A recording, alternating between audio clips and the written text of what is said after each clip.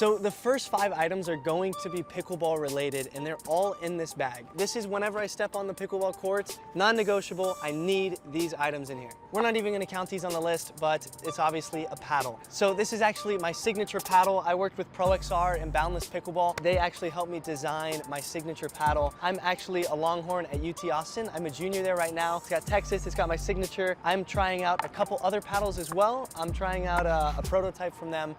Can't say much about it, but this is the one that I'm currently hitting with. I tried out like 7 different paddle brands, and this was actually the one that I landed on. It is my favorite paddle. The reason I was swayed towards ProXR is because it does have the best spin on the market, and ProXR is known as one of the most innovative companies for sure. So make sure if you're looking for a new paddle to use the link in my description for some dollars off, especially if you're a Longhorn or you know anybody that grew up in Texas or Austin or anything like that. This would be a perfect paddle or a perfect gift for them. Now the first item that I can't live without is an odd one, but trust me, it'll make sense. They are Hesacore grips. So when you're gripping a normal paddle, you're basically like gripping a baseball bat handle. But when you put a Hesacore on your paddle, you actually get to feel the ridges, and they're pretty ergonomic. I know it looks crazy, but whenever you're in continental, your index finger perfectly triggers into the side of the paddle, or when you're in Eastern, it goes into the side bit as well. So I use the Bodhi pickleball grips. These are, in my opinion, the best grips on the market. I'm not sponsored by them, just my personal favorite ones, because I'm a big fan of softer grips. These are probably the softest grips on the market that I've tried. I've tried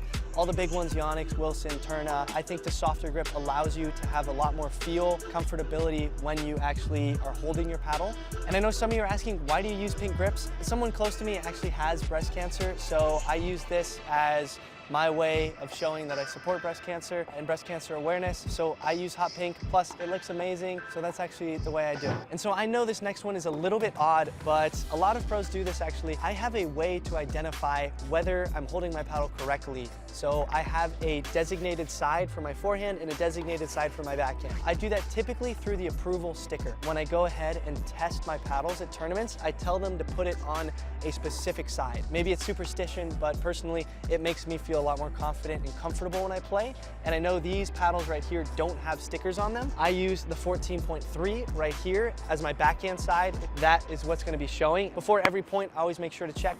And then with my Texas paddle, I write a little golden dot right here. So then every time I look down, I know that I'm on the right side because of that little dot. You can see one of my tendencies in between points is to bring my finger up here and go like this, because that's typically where the approval sticker is. That also acts as a reset button mentally. It helps me get in the right zone, kind of like how Zane taps the back fence before every point. This is a way that I do. Number 4, this is my lucky towel. So this is actually a Wimbledon towel from 2002. The backstory behind this is that Serena Williams, while playing in her first Wimbledon, actually took this off the court. It happened to just end up in my hands. So I treat this thing like gold. This thing never gets out of my sight. Everybody thinks I play tennis because I have this towel. Everyone's like, oh my God, did you play Wimbledon? Or like, were you a ball boy or any of this? And I'm like, no, it's just a long story. A lot of players like Serena or a lot of the pro players, they put these towels on the sideline of all those majors. The players would just steal it as memorabilia to give to their family and friends. And then the last pickleball related item that I honestly can't live without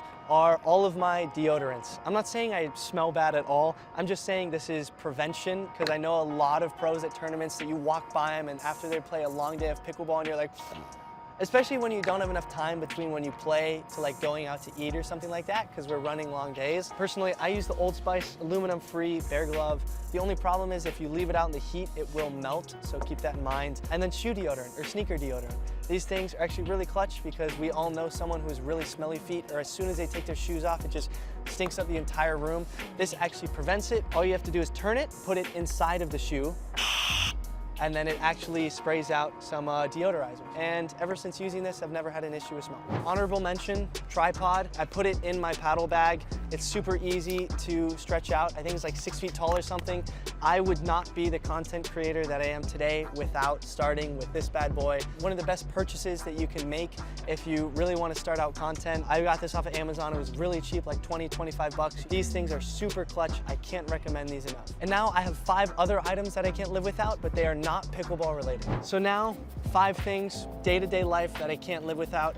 First of all, the backpack. It's a Jordan backpack, and you'll see my day-to-day life. I'm a big fan of the black on black aesthetic. It's leather too, so it's really high end, and I'm able to store everything that I have in it. I go to school, I commute probably 3 or 4 times a week when I'm not traveling. I live out of this bad boy for most of my days. First item in the backpack is my black Monterey Bay Racket Club Hydro Flask. It's 32 ounces, it's black on black, matches the aesthetic. I mean, I try my best to drink, I'd say 2 hydros worth of water every day. Ever since I've really focused on drinking the correct amount of water every day, I haven't struggled with cramps as much. This hydro definitely helps a lot.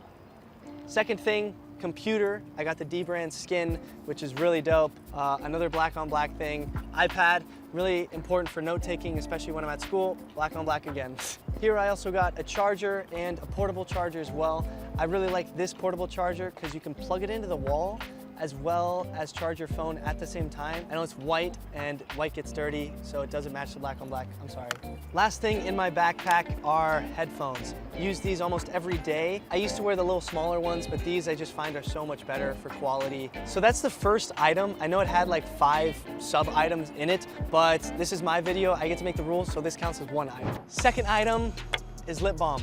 I go through a lot of chapstick. I wear it before bed. I wear it every time I play or before I go out to play. I use Vaseline and Aquaphor. In a lot of my photos, you'll see me like, because I'm licking my lips, and that obviously creates them being chapped a lot. That's my second necessity. The third item is actually my wallet, but more specifically AirTags. I've struggled like losing items and stuff like that in the past before, so I actually use AirTags now, and I think that they're the best way to find or locate every single one of your items. So even if my luggage does get lost, I'm able to know where it is by just checking my phone and saying, oh, it went to Kentucky when I flew to California. And you replace the battery like once a year. I think 4 of them are like $100 on Amazon. I'll leave the link in the description if you do want to buy them. I've never lost my wallet since then. I've never lost any backpack or any piece of luggage since then because I always know where it is. The next thing I can't live without is actually pretty cool. They are business cards. They don't look like typical business cards, but that's the exact point. The way a lot of people do business just by handing out business cards, it doesn't really make you memorable. So I make sure to give them this dot card. All you have to do is tap this on top of your phone, and it automatically allows you to save your contact, to add your website or anything like that. It's like 20 bucks, it's a no-brainer. And then the other way is through my other business cards, which are actually poker chips. So on the front end, they have my name and my email, a little picture, a headshot, and then on the back, they have my agent's name and email, as well as a picture for her. They will make people remember you, which I think leaves a really good first impression. Your network is your net worth, so we definitely need to do our best to make sure that we're expanding it over time. Then the last thing I can't live without, near and dear to me, I have it about 5 times a week, if not every day. It's not here with us, but it's here in spirit. It's Chipotle. I'm actually your number 1 fan. Like, other people think they're not. I have you every single day. I have like 40,000 points. Please, sponsor me. You make the best burritos. I know I can trust you. You honestly make my day so much better. I look forward to having lunch because of you. So thank you, Chipotle. And those are 5 pickleball items and 5 life items that I can't live without. Thank you so much for watching. And if you're looking for any of those items, I'll make sure to have links down in the description. Let me know if there's anything that I missed or if there's anything that you disagree with, and I'll make sure to roast you in the comments.